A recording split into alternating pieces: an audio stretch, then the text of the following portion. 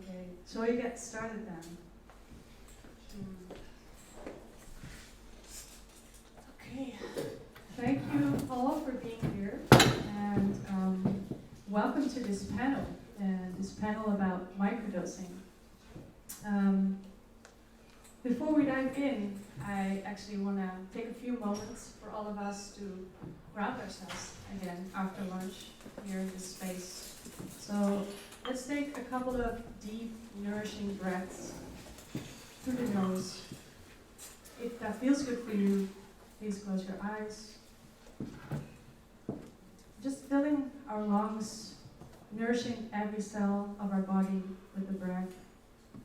Feeling our body from your toes to your sitting bones, to your inner organs, to your heart. And with a few more inhalations and exhalations, we nourish also our hearts, connecting to the heart and allowing it to open even more. And connecting also to our spirit and our ancestors and our guides and Mother Nature. And as we come out of those deep inhalations and exhalations, I welcome you into this present moment. We sometimes call microdosing the medicine of the present moment. And oftentimes when an event is held on native lands that are occupied by Western people, people do a land acknowledgement to acknowledge the native land and the native peoples who are the keepers of that land. These lands here in the Netherlands, however, just around this area, are not ancient lands. It was water. Many parts in these surrounding areas were water up until the 1300s. And then the Dutch people, our ancestors, created land out of that water. So today, I actually want to pay gratitude to the spirit of water, and as we are water too, and let us just pay gratitude to all the bodies of water, and let us take care of those bodies of water just like we take care of our own body. Thank you. So my name is Jakobien, and I co-founded the Microdosing Institute together with Hein here back in 2017. And it's my honor to open this conversation today with this beautiful stage that we have on stage here, and also on the on our live connection all the way from California, and another one via video, recorded video from Mexico. So I'd like to present these pioneers, each in their own way, in the field of microdosing. And yeah, it's really my honor to bring this all together, and let's take a look at why the microdosing movement is so alive today, and what we can do as a collective to birth that ancient future together with the medicine of microdosing that we have. So yeah, I think this is a good time to introduce everyone. So I'd like to, let me just start by you, Jeanine. Introduce yourself, please, and what it is that you do and how you are connected to microdosing. Hi, everyone. First of all, I'm connected with my outfit. It's my favorite microdosing outfit, but apart from that, my name is Jeanine. I'm a clinical psychologist. I'm also a sex therapist and a psychedelic-assisted psychotherapist. I used to be the chief therapist at Filter Health, and now that that closed, I'm together with a psychiatrist. We're continuing doing psychedelic retreats, but we also provide trainings for mental health professionals. And microdosing has a special place in my heart, and so I'm really honored and grateful that I was invited by these two amazing people, whom I've actually known from the beginning. And I really admire Hein and Jakobien for the way they bring microdosing to the broader public, because it's from a really authentic, genuine place.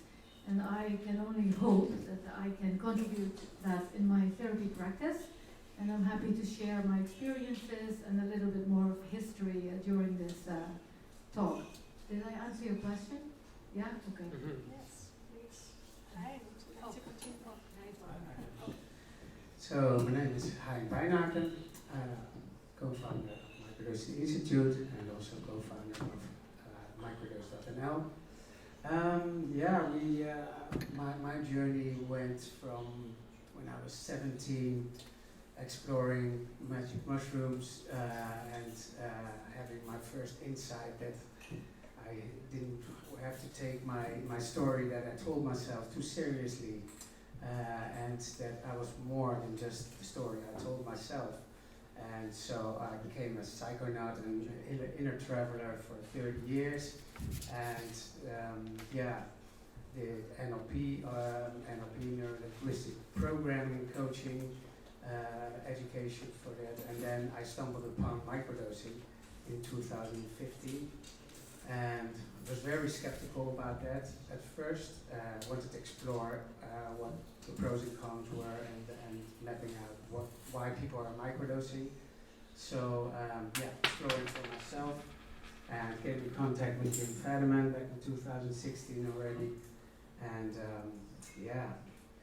being an independent researcher and with our platform trying to map and find out what the we have a realistic viewpoint of what microdosing is and can offer for the people. And what else? Yeah, thank you, Hein. Yeah, with Microdosing Institute, we provide information, education, coaching, and research to people who want to microdose safely, consciously, and effectively. So that means literally we support them where they are in their needs, and just as Hein said, from a realistic standpoint, so not as a one-all fix-all solution, but rather as a medicine that can be your ally if you know how to use it properly and if you start to build that relationship with it, but at the same time use it to get to know yourself and use it to get to know to the deeper layers of yourself that we all have a task in this world to discover. So that's where we believe microdosing can help us. But on this journey, we also saw a lot of mapping out being done, and we saw a lot of surprising results in the people in the community that's been using it.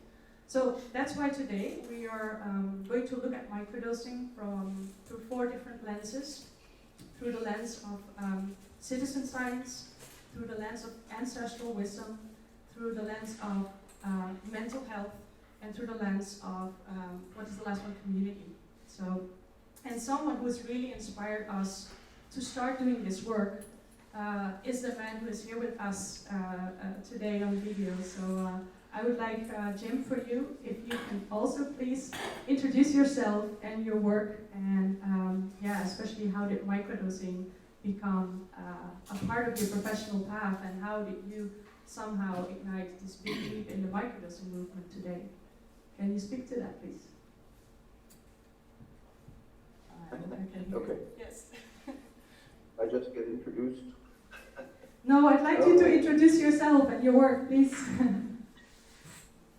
So, it's somewhat disorienting because what you're seeing is I'm on the back screen there. What I'm seeing is I'm seeing all of you sitting at the table and seeing myself on the back screen. So, it's a quite out-of-body experience.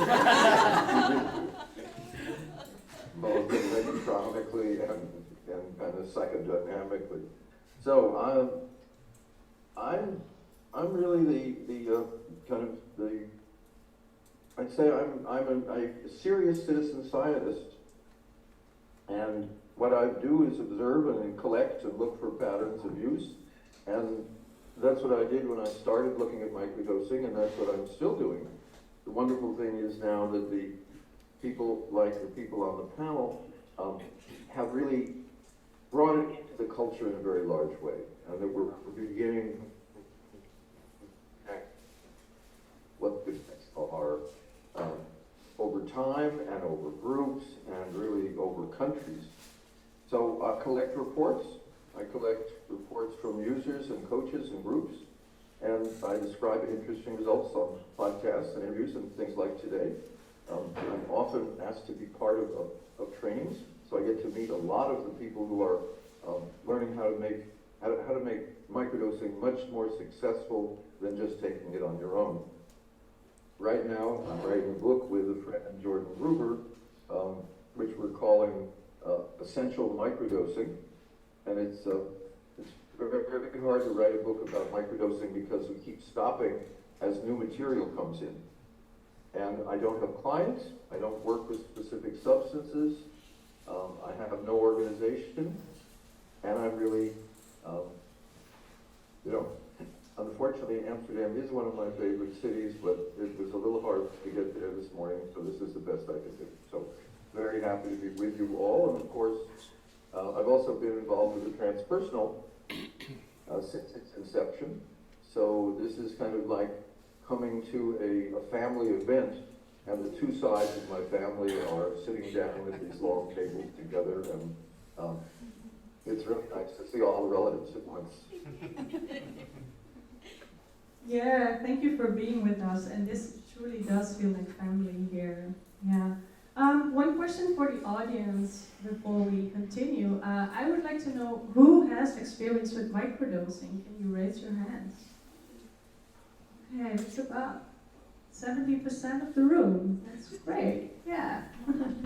Okay. Well, for those listening and for those other ones, Hein, would you mind giving a short definition of what we understand by microdosing today?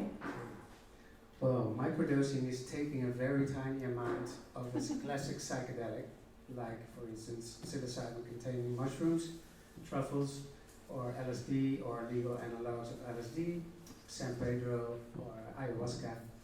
And you take that in a very tiny amount for over extended period of time, let's say 2 months, and according to a sort of a scheme or a protocol. And it has to be consistent, and you have to be committed to do it also. So it's not just taking one microdose and then say, I've microdosed. So you take it over a long period of time. And in an attempt to have better well-being, better mood, decreasing depression, people microdose for all kinds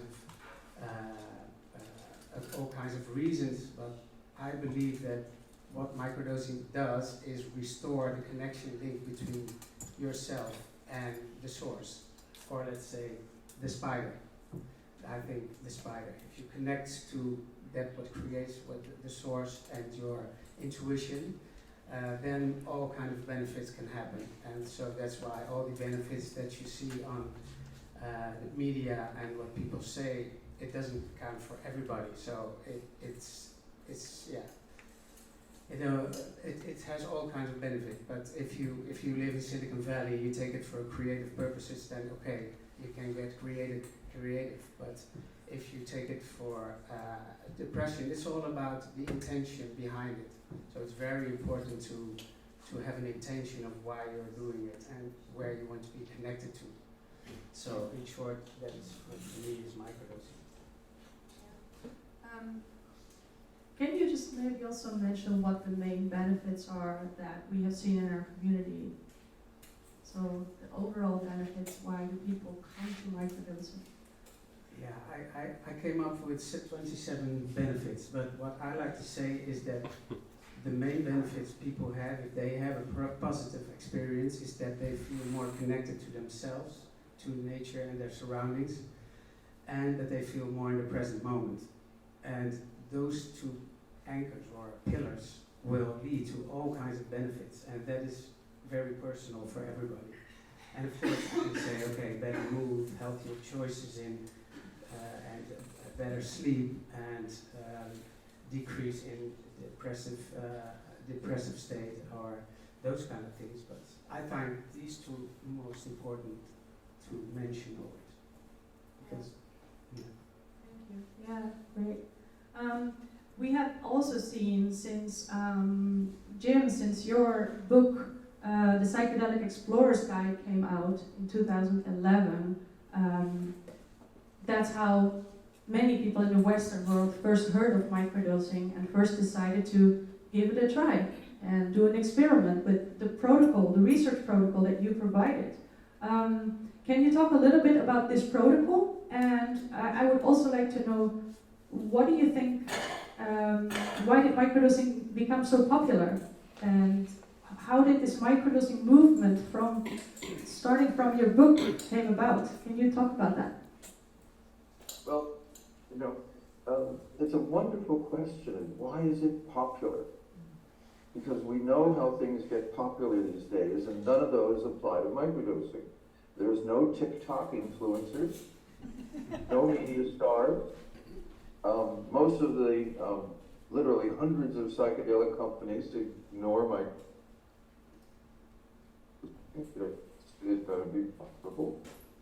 All we're left is individuals talking to each other, word of mouth, sharing benefits, and that's really the only way it's spread.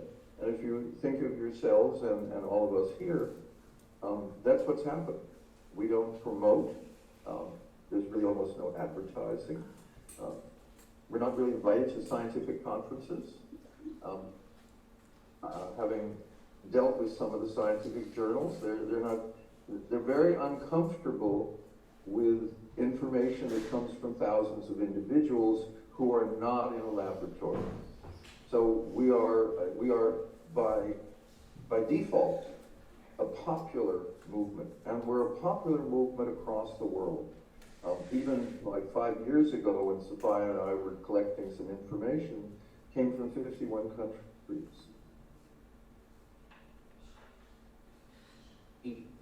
A very large survey has reports from 80 countries. So this is a world phenomena without leaders, and only recently now we're having a lot of new little organizations starting. But there's, I think we're a little bit the way seeds. If you know what a dandelion, which you blow on a dandelion, these little fluffy things fly, and wherever they land, there's going to be more dandelions. That's been our method, and so far, and I don't see that we want to change it. Yeah, thank you. And do you have any idea, if we look at all the scientific research, that there's a lot of it focusing on the larger doses, and only a little bit in the last few years, but in comparison it's very minimal, the amount of science on microdosing. How would you explain that? The results of the research, which are much, much more widely, popularized and described in the high dose world, we're at a different pace. The researchers are coming in behind us and looking at what we're doing and becoming intrigued by our results, and then seeing if they can learn something from that using their methods. There's a term that I find more and more uncomfortable, which is the scientific world says, well, all you're doing is collecting anecdotes. An anecdote is a negative word in the science world. It means that's not real data because people aren't speaking in numbers. What we have is reports. What we have is individual descriptions. And when 100 people, which they have been struggling with for years and with many medications, has gone away in the first few microdoses, we know that's the best kind of research. It's called real-world research, and it's where science eventually wants to go. Science starts, it's as if they have control. We're coming not only from our own individual reports, but even at the conference that you've already been to, you've seen that indigenous people are happy to let you know that they've been microdosing way before Western civilization was even aware of their existence. So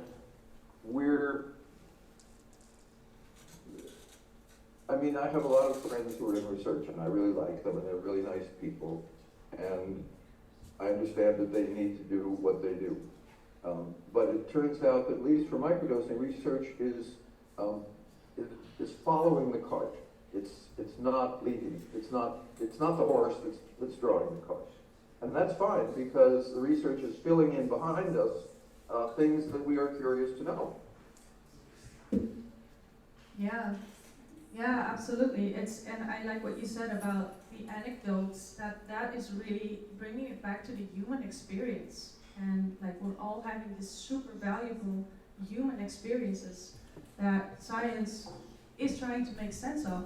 And when it comes to microdosing, definitely still seeking and searching of how to measure that and what sort of value to attribute to what's being measured, but also what cannot be measured yet, and trying to find a way, because microdosing is sub-perceptual.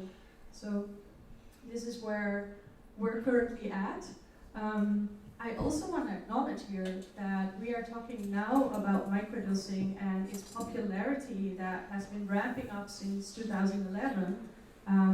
But as Jim just said, it's not something new. And our beautiful Mexican people here this morning also mentioned that it's been always around.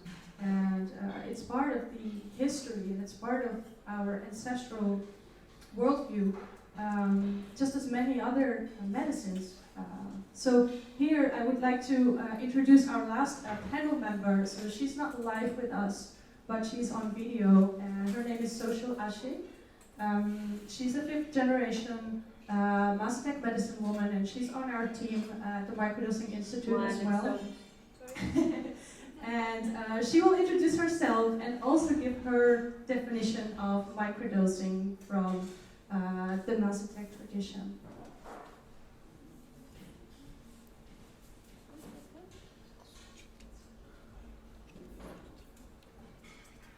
Nice to be here. I want to just introduce myself. My name is Xochitl Fusikui Ashe, and I am a 5th generation plant medicine woman. I was born in Peru. I am Aymara and Quechua and grew up in Mexico. So I have been supporting, teaching, and practicing with plant medicines for the last 27 years. And my journey began with the current medicine I work with, which is Teonamnacatl, the sacred mushroom, when I was 19. I apprenticed under my godfather, Ugo Matsayani, who's a Mazatec medicine man. And ever since, I've been working with this medicine and really supporting others, most specifically in healing ancestral trauma. It's so important that we liberate ourselves in this lifetime, and this medicine has been so good for specifically this kind of healing. So I'm so happy to be here and talk about ancestral wisdom and microdosing. Can't wait to share more. I see microdosing as an ancestral practice that has been in use for thousands of years. The only thing is that indigenous people never called it microdosing. And so in Mexico specifically, and in Oaxaca, mushrooms are kept in honey.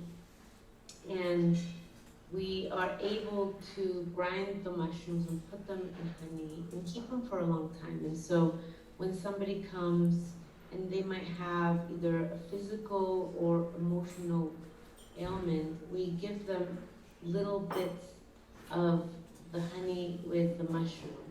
And there has been a protocol, but it's according to what the client or patient or person needs.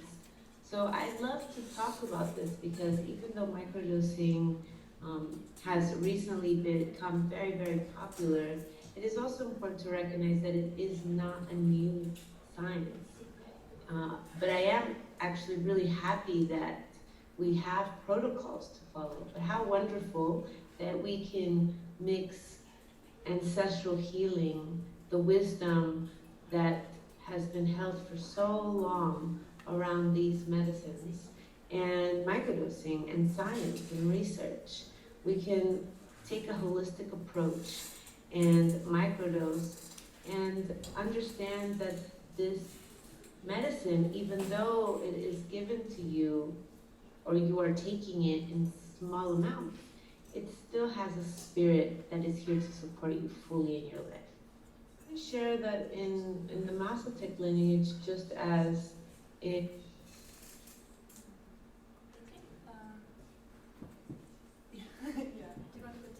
Yeah, no, this is it. Yeah, great. And then later another piece there.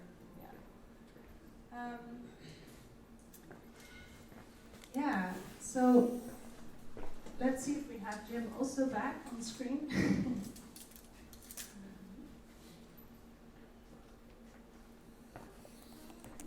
So you can do it the other way around. Don't worry. This is a super hybrid. I think this is the most hybrid thing we've ever done in our entire career. It's navigating the whole psychedelic realm while being in this physical, three-dimensional, multi-dimensional reality. So yeah, Jim, I would like to pass it to you one more time, talking about the thousands of anecdotal reports you have received and this immense citizen science project. What did you find the most surprising? Because we've been talking about it already this morning, that microdosing seems to work with you and can work on the spiritual level, but it can also help people who have different medical illnesses or ailments, or who are, not in a good place or face anxiety or depression. And also hearing what social said about how microdosing can really support us in a holistic way. What stands out for you in the reports that you've been receiving? Well, what I'm seeing, and again, this is very different from what we're seeing in the high dose world, but there's a tendency to think about psychedelics in general as if they affect the mind and maybe the spirit. And we tend to not notice, particularly in high doses, what happens to the body. Because we're so excited by the amazing events happening inside the mind, the reality of transcendence, the reality of becoming one with all things.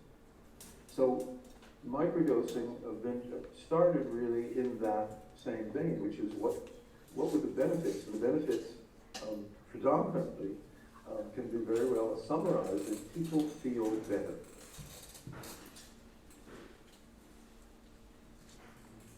When physically feeling better usually means that you're feeling better in your life. You're feeling more calm, you're feeling more relaxed, you're feeling more open, you're feeling more loving. If you have mental difficulties, you're feeling less depressed, you're feeling less anxious. And by now, that's pretty well agreed on. We know that happens. If we expand it a little bit to issues that aren't in the mind, but are in the brain, we then notice that migraine headaches.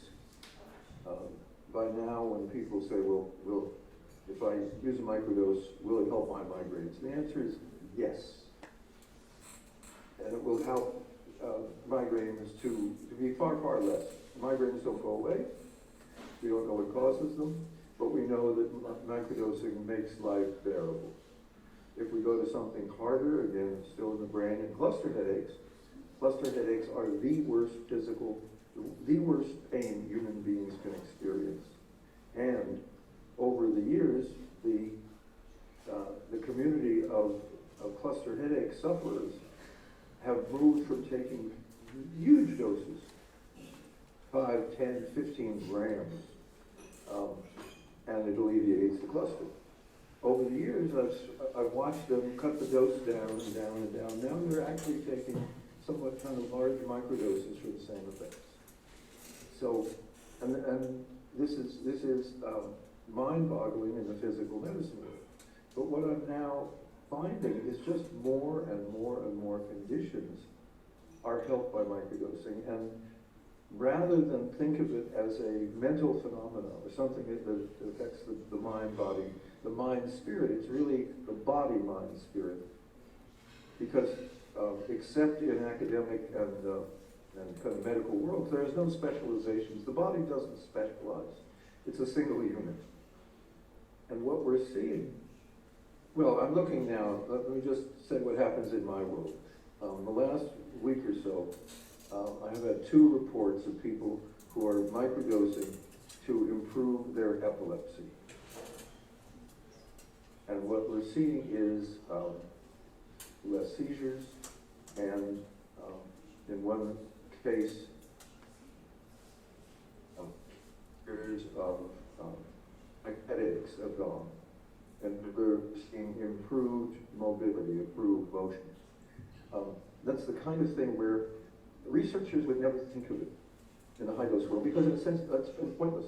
To give someone a single session for a physical condition, they may feel better for a few hours, and they do, but that doesn't deal with the issue. That doesn't improve the way the body functions. So that's what we're looking at. And we're also looking at people for whom nothing else worked. I'm just now tracking, literally the last day or so, I wrote a note yesterday to this young woman who had suffered chronic depression, done sufficiently badly with conventional ways that she would have taken electroshock, which also didn't help her. And I'm asking her, how did she come across microdosing? Because she now is not depressed. And it's in her family, it's a more than a miracle. And we haven't explored that. We haven't really explored the physical, the capacity of the body to heal itself. And if I'm asked now, what is the mechanism of microdosing? Mechanism is a word that science loves, and that the pharmaceutical companies need to sell products. The mechanism is that people feel better. The mechanism is that it affects the capacity of the body to improve itself and to restore its equilibrium. That's where my interest now is going, which is how far does microdosing extend? And it looks, I no longer think of it as a medicine, even in the spiritual sense. I think of it more the way we think of a vitamin. See, people say of a medicine, well, what's it good for? What does it cure? What does it heal? And we say even of a mental, what mental state is shifted. But when you take a vitamin, everyone just says, it's good for the whole system. Every part of the body benefits from having enough vitamin D, enough vitamin C, the B vitamins, etc. So it's a better model, and that's where I'm going. I liked the explanation that you had a few times ago when we talked about it, that microdosing seems to communicate with your natural healing system, and that it rebalances the disbalance in your system. But I find that a beautiful explanation also. Is any of you, would you like to comment on some of these extraordinary findings and explorations, or anything else that stands out in your own practice? Jeanine, yeah? Yes, I would like to share something from an example from my practice. I see a lot of couples that come to me for intimacy problems, a lot of couples with long-term relationships, and a lot of couples that are between 40 and 60. And I have noticed that when I introduce the topic of microdosing, somehow it has a positive effect on being in the here and now, but also connecting with the sensual self.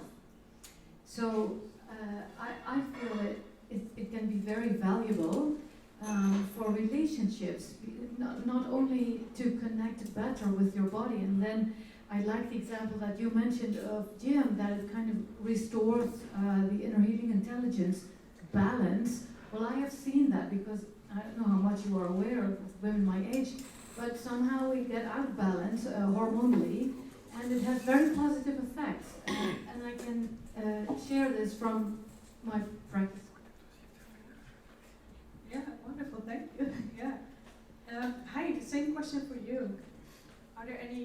the things that really stand out when you look at working with the community and working with microdosers. Any surprising findings? And I know we've been doing this for 6 years now, so what is still surprising after all this time? I like the latest small study that Tilburg University had, and she published a paper last week, and she found an increase of people found themselves being more authentic. So they feel more authentic. So these kind of findings, you can imagine that leads to all kinds of benefits and all kinds of positive effects. So that's what's, it didn't surprise me, but I liked it that they researched it and found that out. And also that people have a sense of awe, more like a child, and feeling more connected to that inner child and seeing the world from a different perspective and from a pure perspective like children do. I would like to add something else that surprises me. That is the willingness of middle-aged people to experiment with, not with just symptom reduction, but restoring a healthier balance from a more holistic point of view. So I thought younger people of about 30 that read about it more, that's the big popularity, but it isn't, in my experience. It's also people that are a bit more mature, that are very open to investigate and to try. Yeah, it's totally true.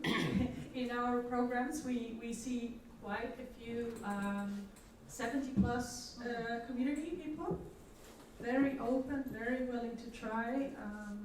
Yes, very open to these explorations. And I also think that the whole microdosing is related to the whole topic of rejuvenation. There are there are some studies underway and being done with like this is also a big project. It's called Microdose.me, and they are doing they're collecting data from microdoses through an app. It has more than, what's the number now? Well, the first analysis was 21,000 people. And also in the group who did stacking, so following the stacking protocol with psilocybin, niacin, and lion's mane, they found that this helps with the aging brain, that this helps with, and there's some studies done also with repairing the damaged brain. So there is, there is quite some, I don't want to call it too much evidence right now, but that will come and that will lead us through this rejuvenation, but at the same time, it's also, so that's on the physical level, but at the same time, microdosing really makes people feel better. And when they feel better, they feel more vital, they start to also behave in a more younger way. You say they feel better, right? Mm-hmm. I like to say they feel more. So not necessarily better, but more. There's, Sorry. let's talk Yeah, about, let's Jim, talk go ahead. about, The microphone goes to the speaker, but they don't hear it on the live stream. Only when he speaks. let's talk for a moment about one of the things that is happening in microdosing, which is, you just referred to stacking, and the Microdose.me study showed that people taking it with lion's mane and niacin were better in a number of ways.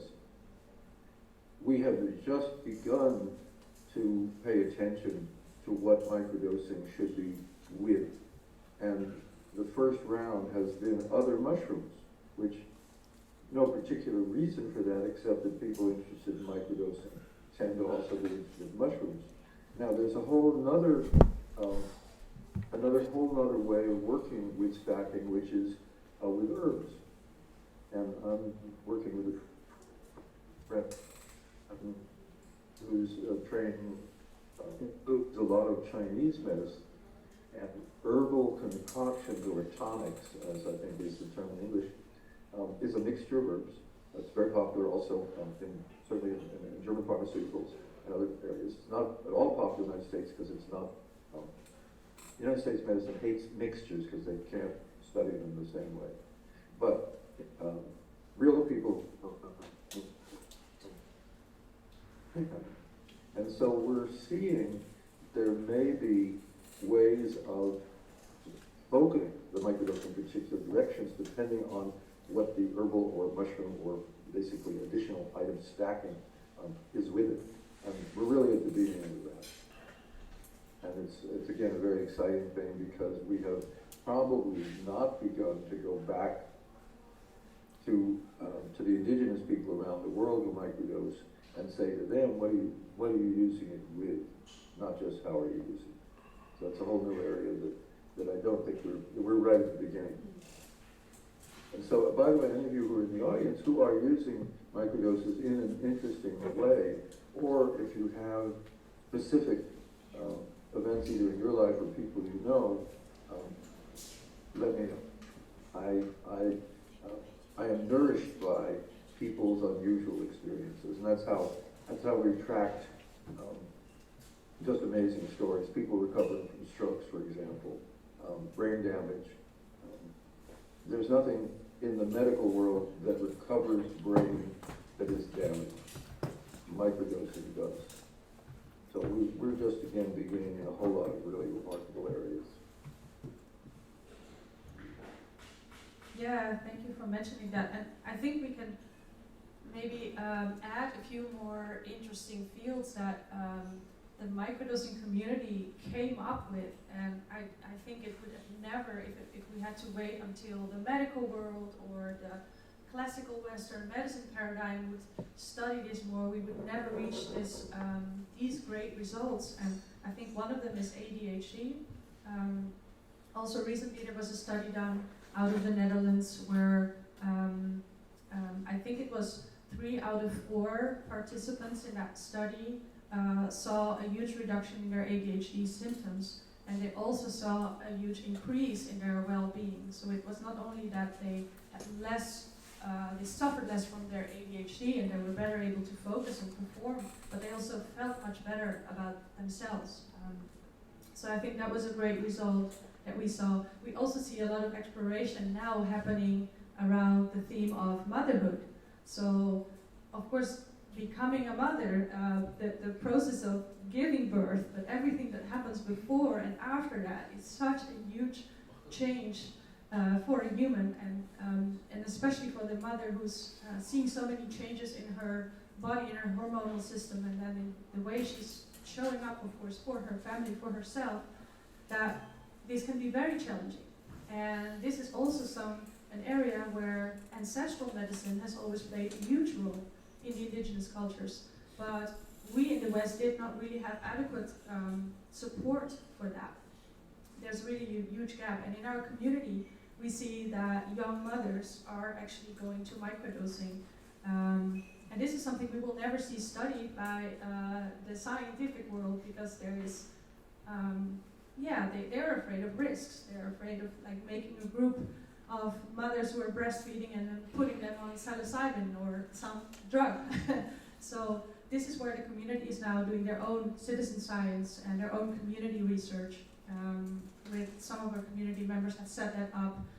Jim is also stewarding that, and we are collecting stories from mothers who use entheogens. So. Anything to add? Beautifully put it, like we are doing the search and the research is doing the research. For instance, the ADHD, 4 years ago we mentioned this to Maastricht University. A lot of people in our community microdose for ADHD, so let's research that. We're not researchers, but they can write these things, so now it finally gets published and with promising results. Yeah. So another topic, looking also at the clock, we would like to keep some space for questions really, but another topic that I want to go a bit deeper into is we are facing, let's call it the epidemic of mental health. If I'm not mistaken, I looked up some statistics a while ago, and it said, depending on which continent you are, it's either 1 out of 5 or 1 out of 4 people has a mental health diagnosis, and treatments are not always adequate, are not always available to people, or are not always matched up with the actual needs of that person, for so many reasons. So, Jeanine, would you like to talk a little bit more about the mental health issues and how you see the overlap and the potential of microdosing being integrated into the treatments that are currently on the table? Yeah, that's a very good question. The mental health situation worldwide is becoming, it's worsening. Like there's a lot more cases reported of people with depression, anxiety, of trauma, but that's partly also because most of the people, especially in the Western societies, they have time and space to worry about, am I happy? So there is a lot more than in previous generations. Do I have food on the table and do I have a roof above my head? Now the main question is, am I happy? Do I feel a sense of belonging?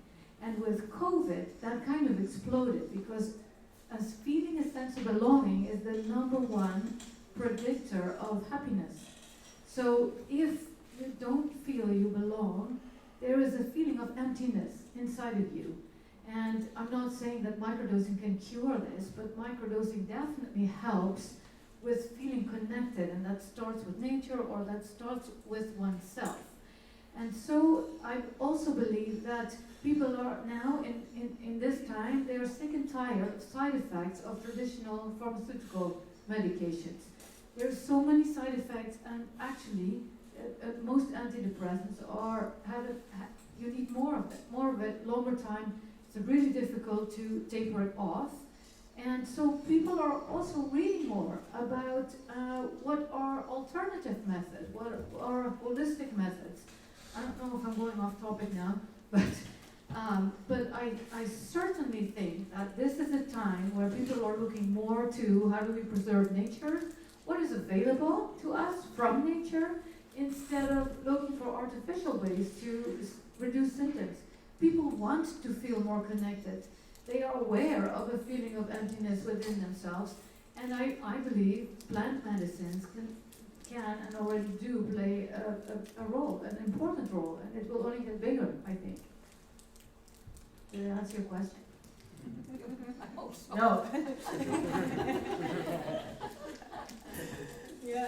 Yeah. I am wondering though, as you know, as a therapist, and it is still very common to have people come in as a patient, go through a treatment trajectory, which is very much an individual job. It's almost like if you're not happy, it's your fault. It's like something is off for you, and you need to fix that.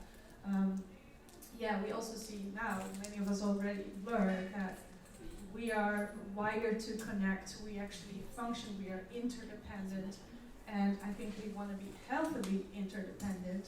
And of course, we also see that microdosing can help us feel more connected to others, more connected to nature, and really that connectedness is the healing element here. How do you see that? And also, looking at the macrodosing, it's also offered in therapeutic context right now, but often individually.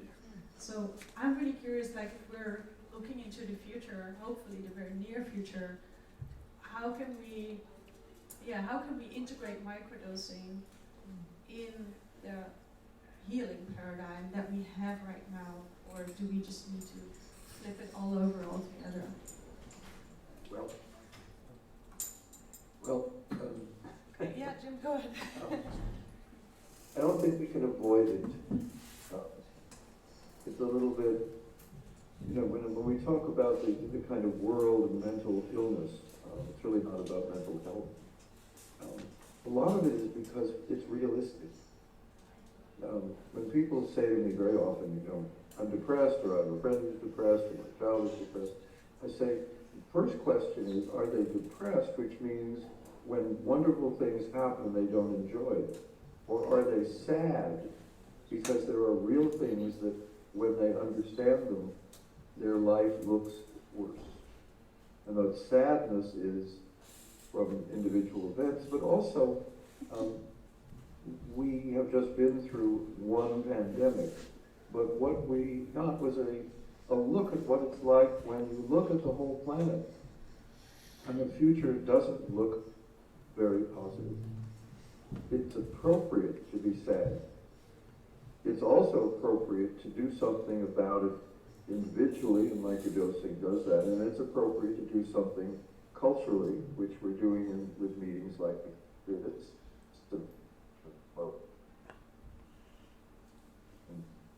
But we have to perhaps keep in mind that effectively, and it also aware of issues that make you sad. But it doesn't, what the nice thing is what you don't want is sadness to paralyze you. You want it to activate you. And in that sense, microdosing, well, I'm being an insane optimist. That's what happens when you start using psychedelics in the 60s.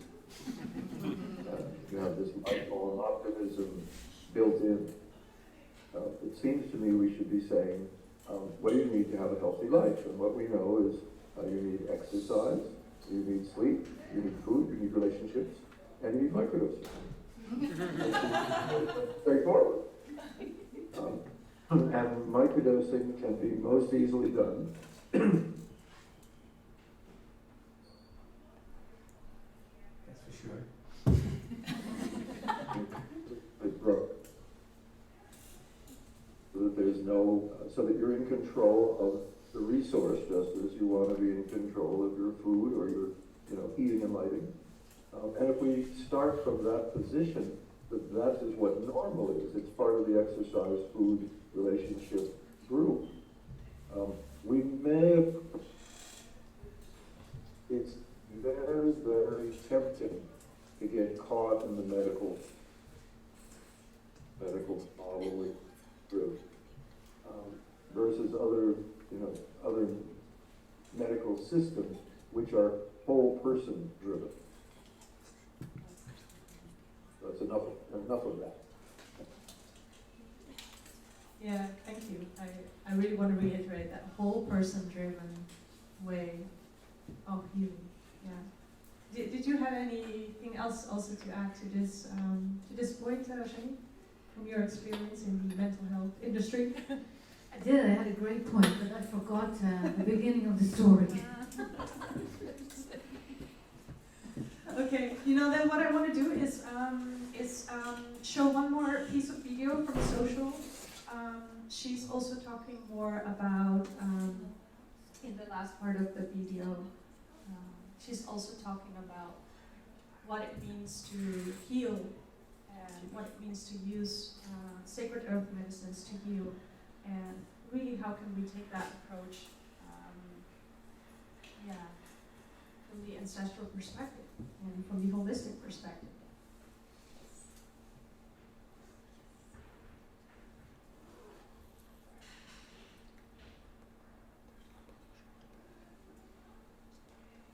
In many indigenous lineages, we consider these medicines sacred, and we look at them as master teachers for us. So they can provide us with guidance, they provide us with messages, visions. They provide us of an inner knowing of ourselves and the divine. And because of this, even the word Teonanactl, which is a word in Nahuatl that was used for the sacred mushroom specifically, it means Teo means God, Nacatl means skin or meat of God. So we believe that when we take the mushroom medicine, it is almost like taking the skin or the meat of God into ourselves. And while that might not sound too good, it is actually quite mystical in that we get to bring in the divine into ourselves. And we believe that it opens portals. So for us, it of course helps with depression, anxiety, and many, many other things that we are learning through research that it helps. But it also helps us in connecting to our spirit, and most importantly, to the spirit of the earth, which so many of our problems is because of our disconnection. There's a lot of talk that in the Western world, the mechanisms of psychedelics is not really understood. And what we say from an indigenous worldview is that it's not meant to be always exactly understood. There has to be some space for spirit to do its magical work. We see plants and animals and the earth as the most sacred.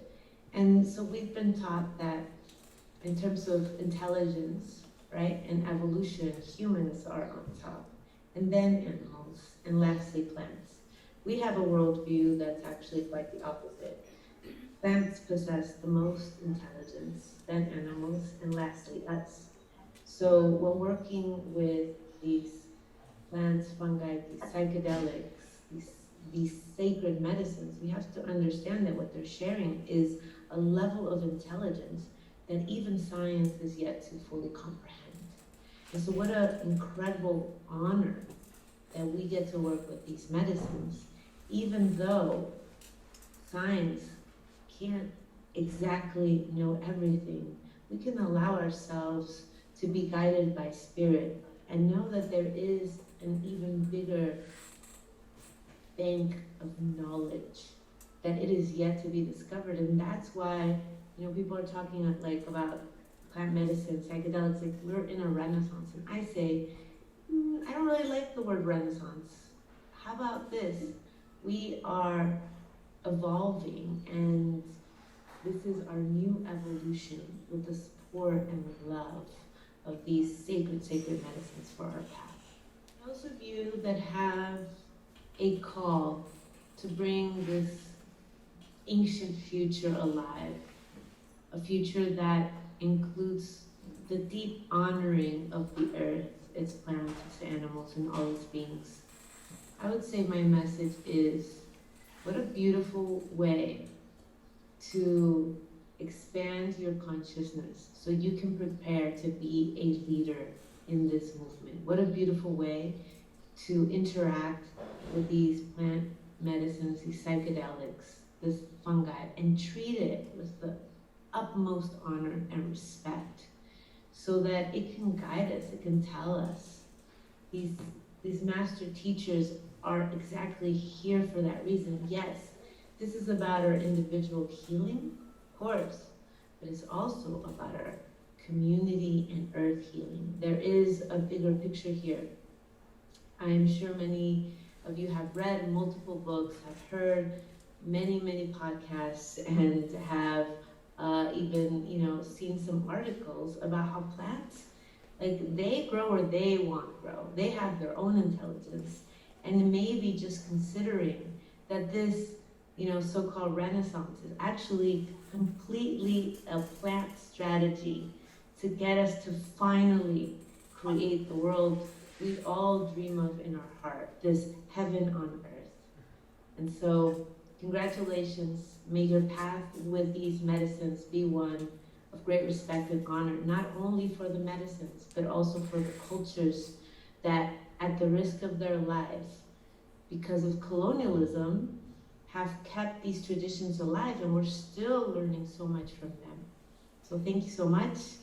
It's been such a pleasure to be here, and you can always join me on my indigenous traditional retreats in Mexico with Teonanacatl, the sacred mushroom medicine, and follow me on my website, xochilashet.com. Thank you so much. Everyone, it's so nice to be here. Before we go back to the beginning. So social in her last, in this last piece, I asked her I asked her about what is her message for all of us who are here as we are birthing the ancient future.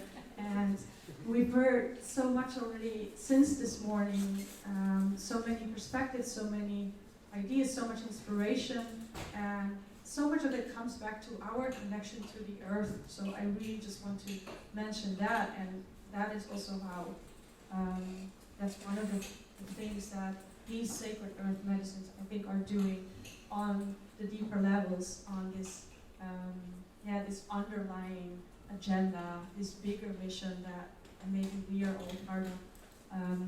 That is a very inspiring thing, and that is, I hope really, that is what is driving us all. So I want to give the panel also a very short moment to reflect on what this birthing an ancient future looks like to you, and what message would you have for the people who are part of this huge mission. So Jim, would you like to continue on that?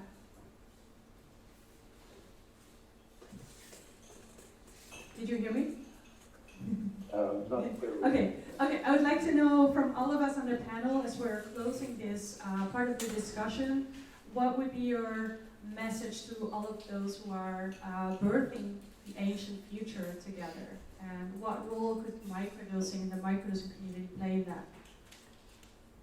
Well, I was just aware that we need to return, we need to create our own indigenous tradition, which is we need to take a step back from helping and healing and improving, and go back to kind of raising,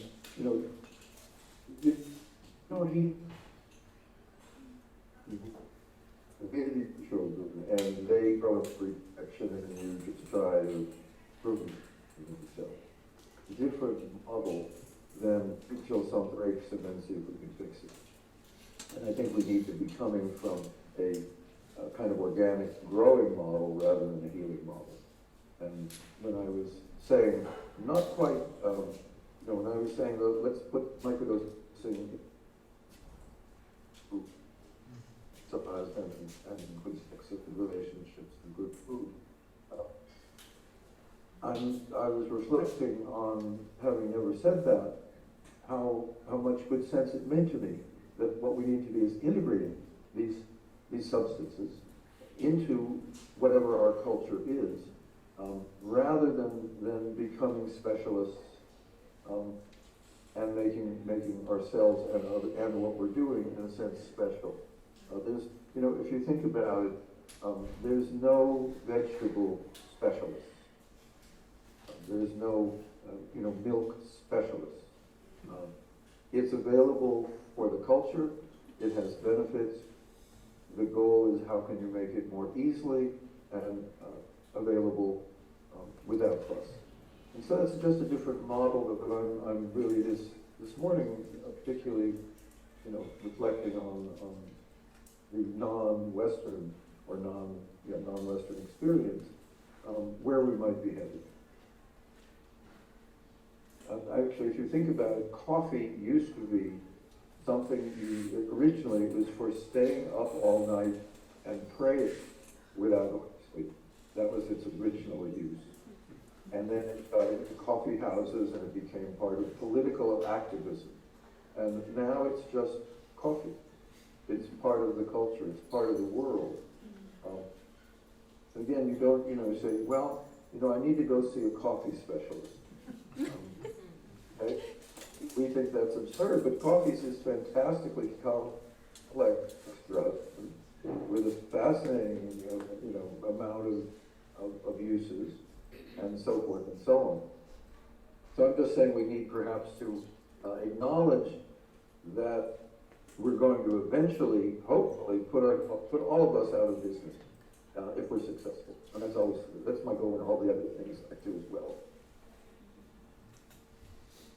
Yeah, thank you so much. Yeah. So, panelists here, what would be your message or your final comment for the ancient future that we are creating? Well, for me, microdosing is all about, instead of reacting to the world, creating my own world and creating the future. So hopefully that can be people a tool to create their own and shape their own future.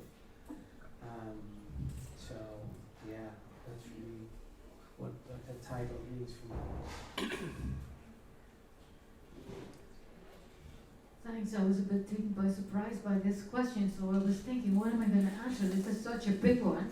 But I like the Global Transpersonal Network sentence, which is the sub-banner of our event today. I think together we can create a global, a transpersonal, and a network where we are all somehow connected, where we share knowledge, where we share experience, and where we share being human. Awesome. Yeah, and this again, as like looking at the mycelium network, and I know that in some communities it's always being brought up, but it is the network that of the mycelium threads of the mushrooms that connect all the trees on this world, and it is the most ancient network that our Earth knows. I believe it's 420 billion years old, which probably is as old as the Earth itself. So if we can just take that as our inspiration, as our blueprint, and at least we have an awareness of this and what it looks like and what it can do, so what we can do if we are connected. Yeah, that's quite something. I think that's quite something to get us started. Yeah. Yeah, from here I would really like to open it up to questions, if there are any. Yeah, I know the topic of microdosing can inspire in so many ways. I can imagine you may have more practical outlook on it, or you may want to know something specific from us or from Jim. So opening it up to any questions. Yes, Alicia.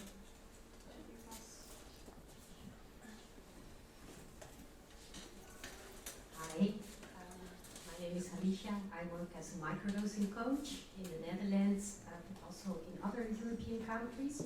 We were talking about stacking, the benefits of stacking a psychedelic with herbs or other plants. And I was wondering, Jim, if I may call you that, what do you think about stacking psychedelics? So, for example, the mushrooms with ayahuasca, also in microdosing form.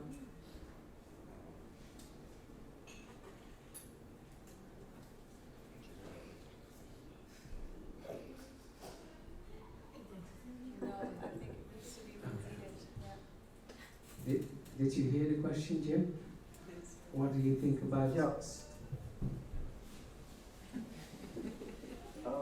Let me just comment about, in this case, this is, and the real case is Iboga, and someone who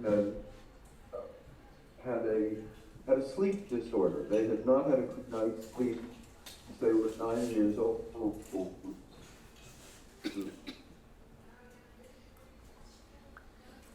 Which was from Canada. And that night, it's been a year. And the woman who I spoke with later said, I take a tiny amount of iboga every day. And I said, why do that? She said, I want to keep in touch with the plant, with the spirit of the plant. So this was a microdosing, but from a very different perspective. The effect of the iboga had broken whatever inside of her was the sleep disorder.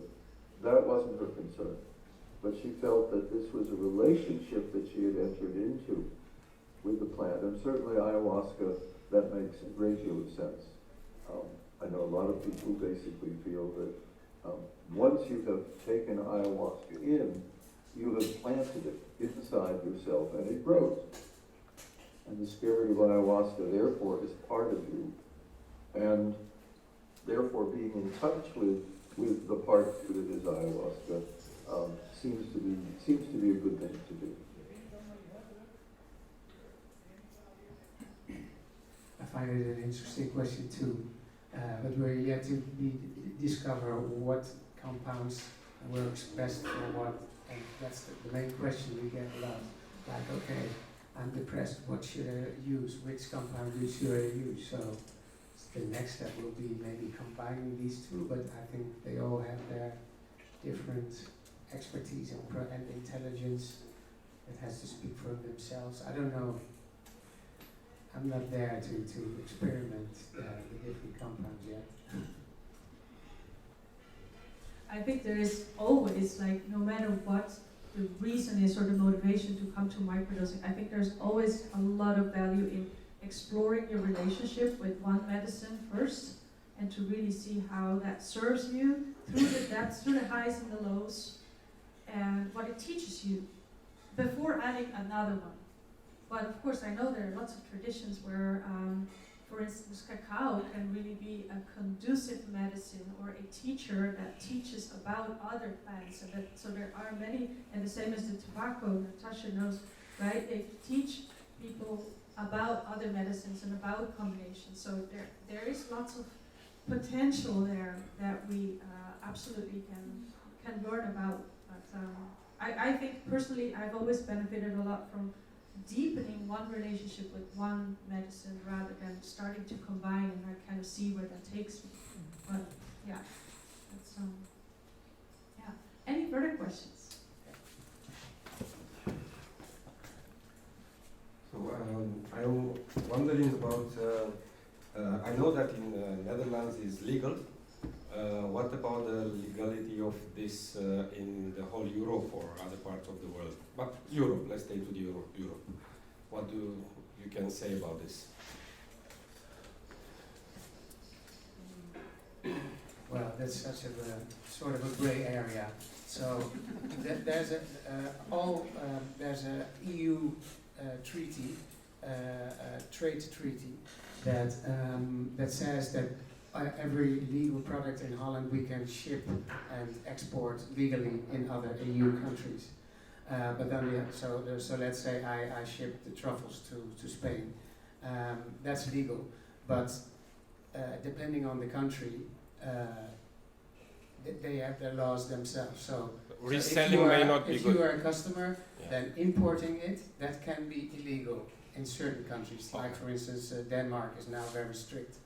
They just confiscate these products at customs, but the people who are selling it, they don't get fined. It's just like they try to scare the people who sell it. But yeah. Or maybe reselling it is not a good idea. No, I mean, buying a big bunch and reselling in the country. Yeah, that could, yeah. Every European country has its own regulations, and in most of it, the sale and production and possession sometimes also is banned. Okay. And usually that is based on the substances, psilocybin or LSD or ayahuasca. In the Netherlands, we have a funny situation where many individual substances are somehow legal, especially if they're plant-derived. So the San Pedro cactus, the ingredients for ayahuasca are legal, and the truffles are still legal. Before, up until 10 years ago, we had a lot more legal substances. But so far, the truffles are the most popular and the most similar to magic mushrooms, and they are regulated as food. So to Jim's comment right now about being a milk specialist or a coffee specialist, technically in the Netherlands we have the perfect foundation for this big integration of the magic truffles as if it were any other normal food, and for anyone to become an expert, become their own expert with it, because we can all just buy them and use them as food. But let's be clear that the whole idea that plants or fungi or anything else which has the property of healing should have ever been illegal.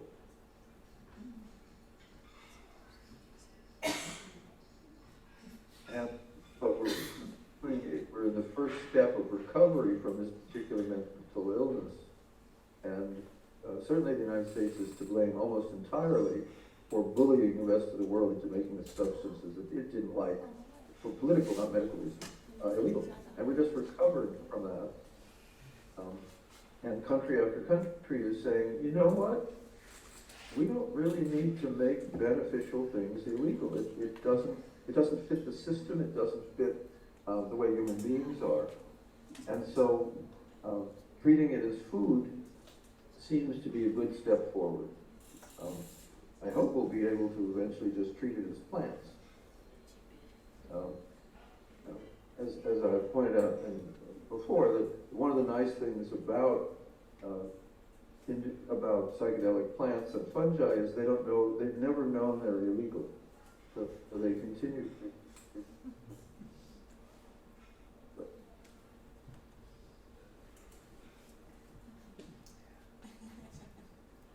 Respectful silence.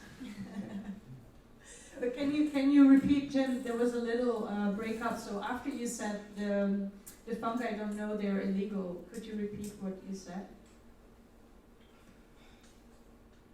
Words, let's see. All right. Let's see if there's one more question. I think we have time for one more. No? Okay. We don't have time for one more. All right. And I just want to thank everyone for being part of this this talk. I want to thank you guys. I want to thank Regina for bringing this beautiful event together with all these beautiful spirits in human form, and for connecting us all. And I look forward to the rest of this day and tomorrow. And lastly, Jim, I really want to thank you for your earliest morning appearance ever, and for your bright and shiny contributions and all your support to the microdosing community, to us. So thank you so much, and see you in 1 or 2 hours from now.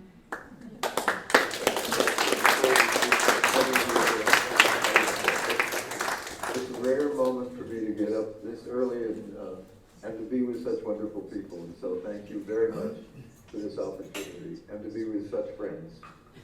Thank you. Yeah, thank you everybody, and Jim also, and it's beautiful to have the whole family in the room from both sides. Whatever that means for you, I think that's definitely the motto, one motto of this gathering, to bring families together. So thank you very much for this really beautiful panel, and I'm very thankful that you brought the voices also online. I think it was really a very beautiful expansion of the panel. So thank you very much, and I think it's amazing what Microdosing Institute contributes to the world. And again, I said it in the first panel also, I really want to thank also Netherlands, what Netherlands makes possible to contribute by, for example, having the truffles legal as food, classified as food. I think socio-politically that's a huge contribution to the world, and I think we can be proud about that also. So we move on into a break, but I want to just guide you further. So 4:30, there will be this big dance ceremony for the whole audience in this little sacred forest outside after the EUROTAS. And I really recommend it. It will be led by Patricia Torres. She's like one of the world's leading professors of dance, pre-Columbian dance in the world. So I'm sure that will be really a unique experience. And we have opportunity to move our body in fresh air. So I highly recommend that we do that. And again, let's be mindful and to walk towards the place of the forest early enough that we can start on time. So enjoy your break and prepare for the dance ceremony. Thank you very much.